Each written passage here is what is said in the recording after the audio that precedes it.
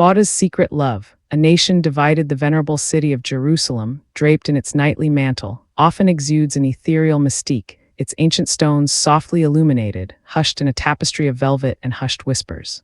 Within the confines of an unassuming, discreet apartment, meticulously shielded from the relentless glare of public scrutiny and the intrusive lenses of cameras, two souls found an intimate haven.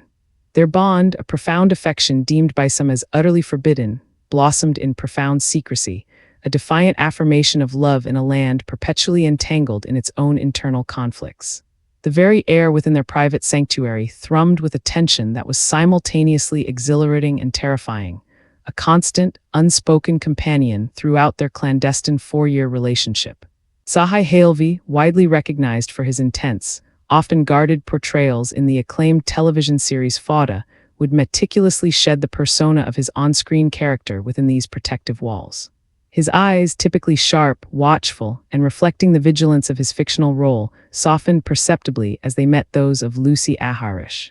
Her luminous smile, a familiar emblem of confidence to millions watching national television, was now exclusively reserved for him, though it often carried a subtle undercurrent of weariness, a quiet toll exacted by their shared secret.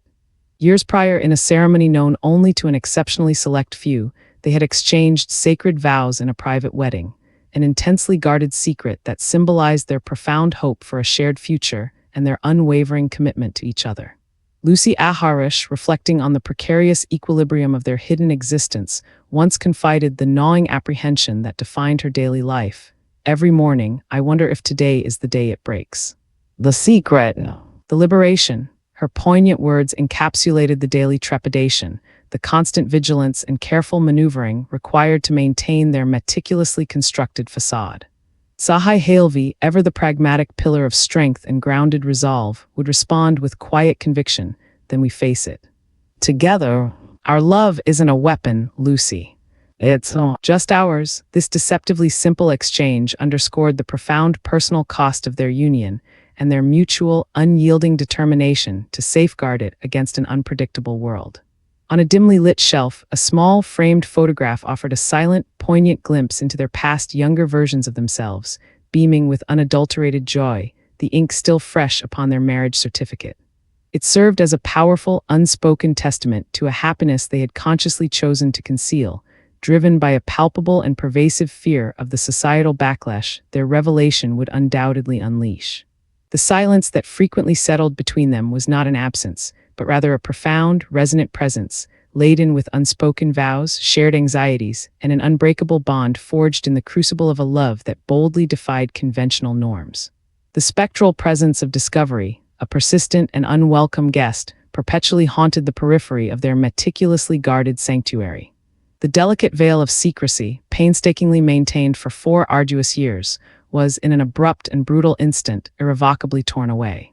October 2018 erupted with a furious flurry of headlines that screamed their names across national tabloids and digital news feeds.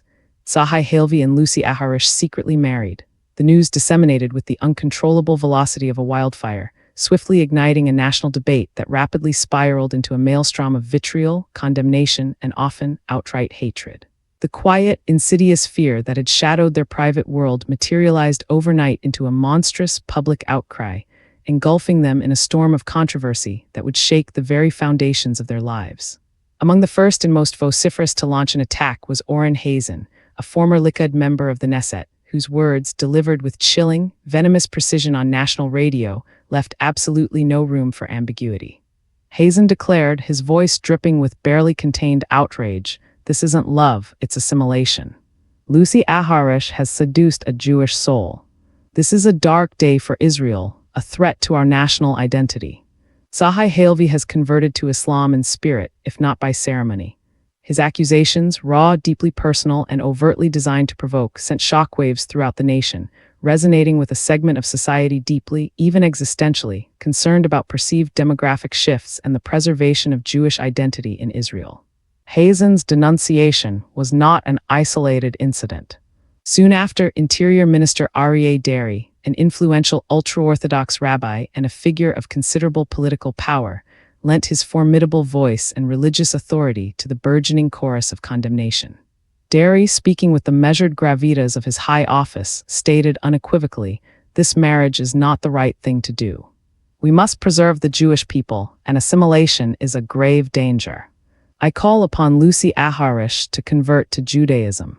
Only then will this union be truly accepted." These pronouncements, emanating from figures of such significant political and religious stature, transformed what was fundamentally a private matter of the heart into a fiercely contested public referendum on national identity, religious adherence, and the demographic future of the state. For Tsahai and Lucy, observing the unfolding drama from their now exposed private lives, the experience felt akin to a profound and deeply personal betrayal by their own nation. The quiet sanctuary they had meticulously built was overrun by a howling mob of public opinion, their love dissected, scrutinized, and ultimately demonized. The relentless barrage of phone calls, venomous messages, and hateful mail constituted a terrifying and unrelenting assault, leaving them reeling and emotionally battered. The true horror, they realized with chilling clarity, was not merely in the secret being revealed, but in the visceral, almost primal, anger and indignation it so violently provoked among certain vocal segments of society. The public outcry surrounding Tsahai Halvi and Lucy Aharish's marriage transcended mere social disapproval. It laid bare deep-seated anxieties and historical fault lines within Israeli society regarding national identity, religious law, and the immensely complex relationship between its Jewish majority and Arab minority. To fully grasp the intensity of this reaction, one must consider the historical context of Israel itself. Israel, a nation founded in 1948 in the aftermath of the Holocaust, was envisioned and established as a homeland for the Jewish people. This foundational premise, rooted in centuries of Jewish yearning for self-determination and safety, casts a long shadow over all aspects of public life. The Zionist project was, and remains for many, inextricably linked to the preservation of Jewish continuity, culture, and religious identity. The influx of Jewish immigrants from around the world reinforced this demographic imperative. However, this establishment also led to the displacement of a significant portion of the Arab-Palestinian population, an event known as the Nakba, catastrophe in Arabic. This created an enduring conflict over land, resources, and national identity, which has fueled decades of tension and mistrust between Jewish Israelis and Palestinian Arabs, both within Israel's borders and in the occupied territories. Within this intricate and often volatile historical tapestry, Israel continuously grapples with the delicate balance of maintaining its Jewish character while simultaneously upholding democratic values and ensuring equality for all its citizens, including its substantial Arab population, who constitute about 20% of the total population. These Arab citizens, descendants of Palestinians who remained within the newly formed Israeli state, often identify with the broader Palestinian nation and face unique challenges as a minority within a state whose national symbols and narratives are predominantly Jewish. It is within this delicate and often contradictory balance that interfaith marriages, particularly between a Jew and an Arab, frequently become lightning rods for wider, emotionally charged debates about assimilation, demographic shifts, national loyalty, and cultural survival. The legal framework further exacerbates these tensions. Under Israeli law, civil marriage does not exist. All personal status matters, including marriage and divorce, fall under the exclusive jurisdiction of recognized religious courts. For Jews, this means marriage must be performed according to Orthodox Jewish law. Consequently, marriage between a Jew and a non-Jew within Israel is legally complicated, often impossible, effectively forcing couples who wish to legalize their union to travel abroad to marry in a civil ceremony, which is then recognized by the state. This legal framework not only reflects but also actively reinforces the profound societal and religious barriers that exist, making a union like Tsahai and Lucy's a powerful, almost defiant act against a deeply entrenched and religiously informed system. Tsahai Halvi, as a charismatic star of Fauda, occupied a unique and prominent space in the Israeli public imagination. His character, a counterterrorism operative, embodied a certain national hero archetype, representing strength, resilience, and an unwavering commitment to the nation's security. For a segment of the public, his marriage to an Arab-Israeli woman, Lucy Aharish, was perceived not merely as a personal choice but as a profound betrayal of this archetype, a perceived dilution of national identity. The image of a Jewish hero, particularly one associated with national defense, marrying outside the faith and crucially to a member of the Arab community, struck a raw, deeply sensitive nerve for those who view such unions as an existential threat to the continuity, cohesion, and demographic future of the Jewish people in their homeland. Conversely, Lucy Aharish, a prominent Arab-Israeli journalist and television anchor, represented a different kind of public figure. She was often seen as a bridge builder, a powerful voice of moderation and integration within Israeli media, fluent in both Hebrew and Arabic, and possessing a unique ability to navigate complex cultural landscapes. For many, her success and her visible presence on national television were potent symbols of coexistence and a hopeful sign for the potential of a shared future within Israel. Yet for others, her very prominence and ability to cross cultural lines made her a target, and her marriage to a Jewish man was viewed through a different, often suspicious lens, or, as Oren Hazen chillingly suggested, as a means of seducing a Jewish soul into assimilation, implying a deliberate cultural subversion. The words of Oren Hazen, specifically his invocation of assimilation and the idea of a Jewish soul being seduced, tapped into profound, deeply ingrained historical anxieties within Jewish tradition. The concern over assimilation, the potential loss of Jewish identity, culture, and religious practice through intermarriage and cultural absorption into other societies has been a recurring and often traumatic theme throughout Jewish history, particularly after periods of intense persecution, expulsions, and most acutely, following the Holocaust. In modern Israel, these historical anxieties are frequently amplified by contemporary demographic concerns and the ongoing Arab-Israeli conflict, making discussions around interfaith relationships extraordinarily sensitive and emotionally charged. Hazen's language, though extreme and inflammatory, resonated deeply with a segment of the population that genuinely harbors profound fears for the future of Jewish continuity in Israel.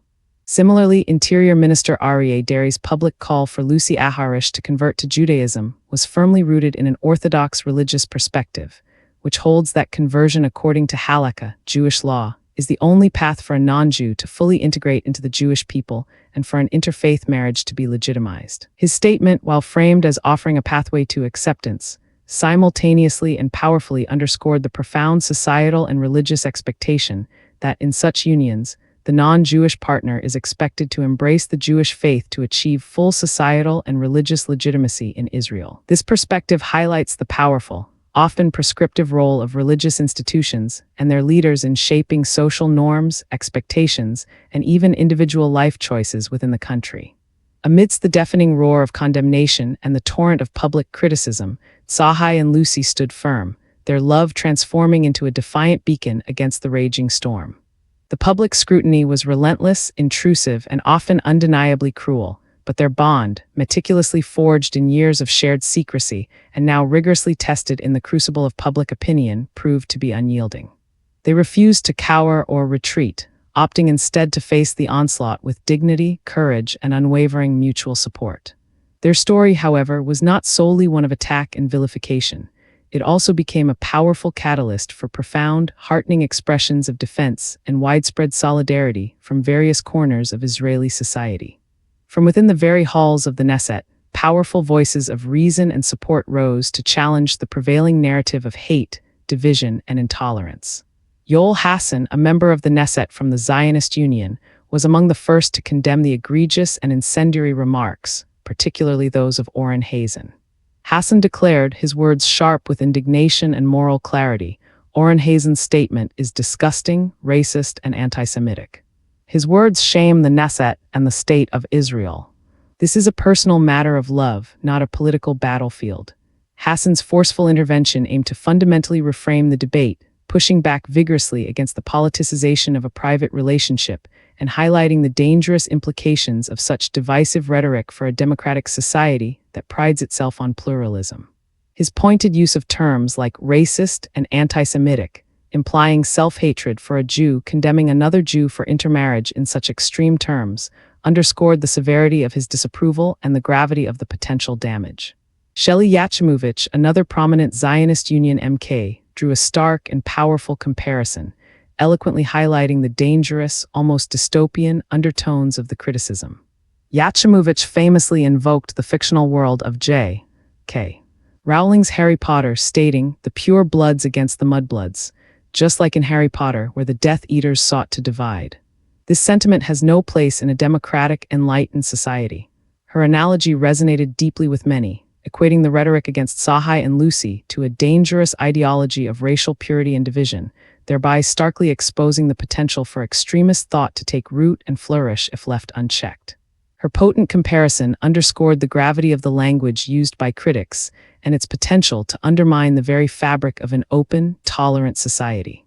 Adding a note of simple human warmth and profound empathy amidst the often harsh political din, Merav Ben Ari of the Kilanu Party expressed a heartfelt wish, cutting through the noise with a clear message of universal acceptance. "I wish Lucy Aharish and Sahai Halvi all the best. Their love is their own, and the disgusting comments they've received are a stain on our society. Love always wins," she affirmed. Her statement, direct and deeply empathetic, served as a poignant reminder that, at its core, this was a story about two individuals and their fundamental human right to choose whom they love, free from governmental or societal coercion. It stood as a powerful counterpoint to the inflammatory rhetoric, emphasizing shared humanity and individual liberty over division. Beyond these crucial political statements, numerous public figures, respected artists, and ordinary citizens across Israel expressed their fervent support for the couple, often through social media platforms and heartfelt personal messages. Many saw Sahai and Lucy's union not as a threat to national identity, but rather as a beautiful, compelling example of coexistence and a hopeful sign for the future of a more integrated Israel. These voices, while perhaps less amplified than those of their critics in the initial frenzy of controversy, contributed significantly to a more nuanced and compassionate public discourse, reminding the nation that a substantial portion of its population valued individual freedom and the bridging of divides over rigid adherence to ethnic or religious separatism. Their widespread solidarity reinforced the powerful idea that love, indeed, can be an incredibly potent force for unity, understanding, and healing. In the aftermath of the storm, Sahai Halvi and Lucy Aharish emerged not merely as a celebrity couple who had weathered a profound personal crisis, but as something far more significant, a potent, living symbol. Their journey, once a hidden adventure conducted in the quietude of a secret apartment, transformed into a public testament to the enduring power of love to transcend artificial divides, to bravely forge a life where hearts, rather than labels, decrees, or ancient prejudices, dictate destiny. Their narrative, initially shrouded in secrecy and then subjected to intense public scrutiny, resonated as a powerful call for coexistence, mutual understanding, and ultimately, for liberation from societal pressures in a nation deeply yearning for unity amidst its historical complexities. Their story continues to echo through Israeli society, serving as a constant and vital reminder of the complex interplay between individual liberty, national identity, and religious tradition. It compels a necessary reconsideration of the boundaries of acceptance, the nuanced nature of belonging, and the very definition of what it means to be an Israeli in a multicultural, multi-ethnic society. The legacy of Fauda's secret love is not just about a celebrity couple.